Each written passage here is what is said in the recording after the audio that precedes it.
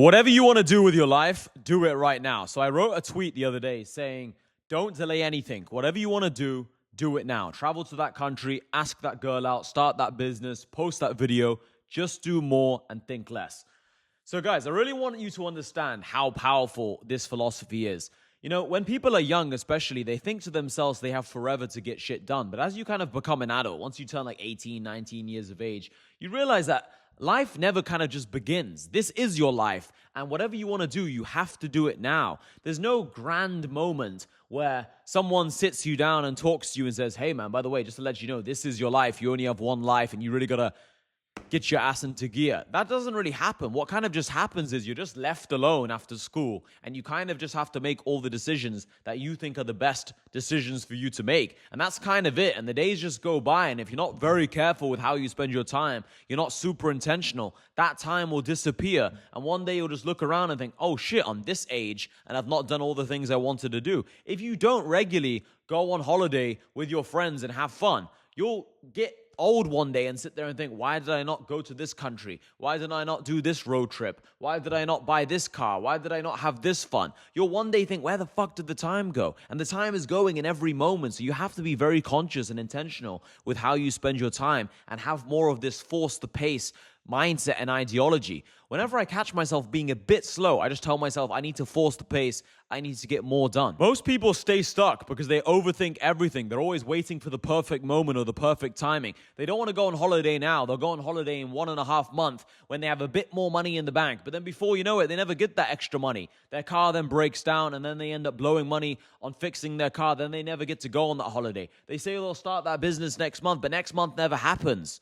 Because then they start doubting themselves, they start overthinking things. Maybe they then get into a relationship and now they're spending more time with their girlfriend, and then they're distracted, and then they haven't got the same energy going towards business. You need to do things while you have the idea. I try and tell my community this all the time. I try and tell them, when you have an idea, implement that idea ASAP. Execute it instantly. The longer you give yourself room to think and time to just analyze the situation, the less likely you are to do something. We all know if we see a hot girl while we're at the house, while we're walking somewhere, if we don't go and approach her instantly, we're not going to go talk to her. If you just sit there and think about talking to her for 10 seconds or 30 seconds, you're going to lose the chance. Either she's going to walk somewhere else, or you're going to start overthinking it, or maybe a boyfriend turns up out of nowhere. You're going to lose the opportunity. But if you go talk to her instantly, then you have a chance. Everyone knows this to be true. And it's the exact same thing with business. Whatever you want to do it now. If you have an idea to make a video, do it then. If you want to go somewhere, go. The reason why people don't do things in the moment and they overthink them is because they're worried and they're scared, and they think to themselves, I'll do it when I'm feeling ready. But the truth is, guys, you only ever feel ready in life after you've taken action. The action is what builds confidence. The thinking and analyzing never builds confidence. I became confident speaking on camera as I made more videos on the camera. I didn't become confident speaking on camera by thinking about speaking on camera. I became confident by doing the actual repetitions. I didn't become confident talking to girls by thinking about talking to girls. I became confident talking to girls by actually going up and talking to girls. Whatever you want to do, you become confident doing it. If you want to be confident fighting someone or sparring, you need to go do sparring. You don't just watch videos and think about it. Whatever you want to do, whatever you want to be confident about, you have to put yourself in the fire. And the first time, the second time, maybe even the third time, it's a bit intimidating, it's nerve-wracking, but then I promise you it gets better. The first time I made a video speaking on camera, I remember being super intimidated. I remember the lights were in my face, I was super insecure, I was thinking like, oh shit, like this is super scary. And at that time, I was a fucking multi-millionaire. This was in March 2023, the first podcast I ever did on YouTube. You can go watch the video. I remember telling my friend, yo, we need to restart the video. And then we restarted it. This was like 5 or 6 minutes or 7 minutes into the video. I was like, bro, let's cut it. I didn't like the first 7 minutes. Let's restart it. Then we restarted it and I felt way better. But even then, the second time we restarted it, I felt still a bit worried, still a bit nervous, a bit intimidated, whatever you want to call it. Because I couldn't see. The lights were like blinding me. I remember just overthinking these lights. I never had lights in my face before. Whenever I filmed the video, it was just me grabbing my phone and like doing a little selfie video. So the first time you do something, you're going to be worried. Now it's very easy for me to do a podcast. I don't ever get blinded by the lights. I guess my eyes are used to these lights, you know? So you get used to something, the more you do it. It's super powerful to move quickly because as you move quickly, you get feedback from the market quicker. You get feedback from different scenarios quicker. You know what to do. You know what to change for next time. If you constantly think and you constantly try to make the perfect move, what's inevitably going to happen is you're going to waste months and months, maybe years of your life. And then when you do finally make that first move, it's still going to suck. It's impossible to be good at something the first time you do it. So you might as well get the shit time out of the way super quickly so then you can actually move on and get to the good stuff as quickly as possible. The first time you make a video, it's going to suck. The first time you talk to a girl, it's going to suck. The first time you go traveling with your friends, things are going to go wrong. You're not going to have planned it perfectly. You're going to book the wrong hotel. Things are going to go wrong. You're going to lose items. You're going to maybe lose your fucking passport. It's normal. Just do things, and then naturally, as you do them, you're going to get better at doing them. A tip I have for you to just force the pace and get things done is just tell yourself you have to have made a decision in 7 seconds. Just give yourself 7 seconds. Count down from 7, 6, 5, 4, 3, and get all the way down to 1. And by the time you get to 1, you have to have made your decision. If you see a hot girl you want to talk to, tell yourself, I have 7 seconds to pull the trigger. 7, 6. And then if you get to 1 and you haven't gone up and talked to her, you are a bitch. Tell yourself that. Actually get used to just telling yourself, I have to have made decisions quickly. If someone asks me a question, I need to make a decision, I'll remind myself this rule. I have 7 seconds to have made the decision. Because thinking more, guys, analyzing more, 9 times out of 10 doesn't help you. Your gut instinct knows what it wants to do, right? The gut is the second brain. Okay, God has given you intuition. He's given you a gut instinct for a reason because your gut knows what it wants to do. You already know the right answer. Thinking more and analyzing the situation more and thinking, is this better or is this better or is this doesn't help you. You're just overcomplicating things. If you're hungry, you don't need to sit there. Why am I hungry? You know you're hungry because you haven't eaten food for a long time. It's really simple. I think people overthink what they want to do when it makes no sense to overthink it. You already know you want to go have fun. You already know you want to go talk to hot girls. You already know you want to make money. You don't need to sit there and justify and ask yourself, why do I want to be rich? Why do I want to have financial freedom? You already know the answer, so just go and do it. Just go make that first move today. So if you're watching this video right now, promise yourself you're going to do something today that you've been putting off. Write your first tweet. Post your first video. Go ask a girl out. If you don't normally go talk to girls out in public, you only date them or message them on dating apps or Instagram. Go talk to a hot girl in real life today. Just do it. And after, even if you get horribly rejected, which is not even possible, right? You're not going to get horribly rejected. But even if you do, afterwards, you'll look at yourself and think, you know what? I'm still alive. Everything's fucking fine. Nothing went wrong. And this is the mental model I have. I just try and tell myself, worst case scenario, I'm not going to die. Worst case scenario, I'm going to be fine. Ask yourself, what's the best case scenario? What's the worst case scenario? What's the most probable scenario? The most probable scenario is the girl either likes you, she gives you her number or her Instagram, or she's going to tell you, sorry, I have a boyfriend, sorry. Something along those lines. That's the most probable scenario. The best case scenario is she gives you her WhatsApp or number or whatever, and then you end up going on a date with her, you end up sleeping with her, you end up having children with her, she ends up being your wife. Maybe that's the best case scenario.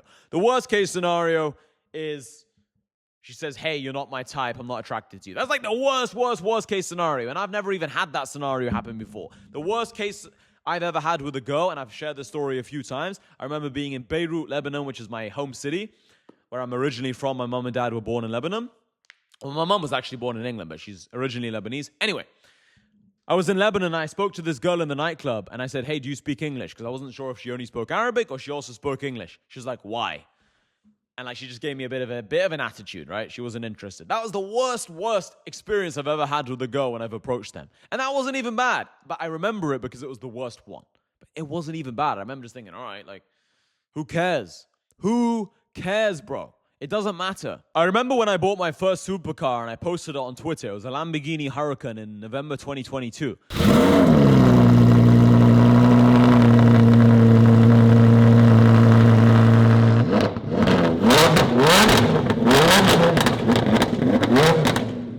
And now we're in May 2026. Okay, so it was about 3.5 years ago. I remember I posted it and people in the comments were saying things like, oh, your car's going to depreciate in value. Oh, if you buy watches, they're not going to hold value. Richard Mille, they don't hold value as well. You should have bought a plain Jane Rolex. And I told them, I already have a plain Jane Rolex. I have many of them. Anyway, the point is that people are always going to say, oh, if you buy this, it's going to depreciate. Oh, if you travel, you should have spent that money on your 401k. You should have invested it into stocks and shares. People are always going to have their opinion. But what these boring people don't understand about life is you are depreciating. Every day, you're getting closer to death. Guaranteed. No matter if you have $1 trillion, no matter if you have $1. Time is the most important thing. Okay? One day, you're going to die. You're going to die, I'm going to die. So all you really have is your memories. All you have is your experiences, your relationships, your friendships, what you've done in your life on a day-to-day basis. Just last night, before I went to sleep, I thought to myself, what is actually the point of just hoarding money? The only point of hoarding money or keeping money and holding on to it, saving money, is so that you use that money to make more money, so it buys you freedom. Because the way finances work is at the start of your journey, your time and energy is what creates money. But as time goes on, when you become rich or when you become wealthy, your money makes you money. That's the only point of actually having money. But once your money is already making you money and you're happy with how much money your money is making, there's no point just hoarding onto that money. What you should do is you should use that money to actually live a good life. You should have fun with your friends. You should go to nice dinners. You should invest in nice things, right? You should enjoy your life because one day you're going to fucking die. So the point of this tweet, let me just pull it up again. Whatever you want to do it now. If you want to start that business, start it. If you want to ask that girl out, ask her out. If you want to travel, travel. I remember going to Bali with my friends from New Money in March 2022. And initially we kind of just went. We ended up going for 2 months. And I remember Louis and I, my friend Louis, Dylan and I were climbing up this mountain, and Dylan was carrying this big camera bag. So he was like, guys, I'm not going to make it to the top of this mountain. You guys go without me. This bag's heavy, blah, blah, blah. I was like, all right, bro, cool. And I remember Louis and I were kind of looking at each other thinking, do we go down to the bottom of the mountain with Dylan or do we climb to the top of the mountain? And we decided we're going to go to the top of the mountain. And my justification for doing so was we're never going to be on this mountain again. And I get goosebumps saying this. I'm not sure if you guys can see through the camera right now, but I have goosebumps every time I share this story because it's just a reminder to all of us that you really just have to treat everything you do in life as a one-time opportunity. It's just once in a lifetime opportunity to do this. It's once in a lifetime opportunity to do that. Everything is just a once in a lifetime opportunity. Stop thinking you have so much time. Because even if I do go to Bali again, which I did a couple years after that, I didn't go with those same friends. I didn't go with Louis, Fahim, and Dylan. And we didn't return back to that mountain. I don't even remember what that mountain was called. And when we finally did make it to the top of that mountain, that view we had was insane. It was one of the best views I've seen in my life. And it's not even about that view. Whatever. It doesn't matter. I can always search on Google, nice view. It's about the point of we were thinking in that moment, are we ever going to come back here? No. So let's just do it.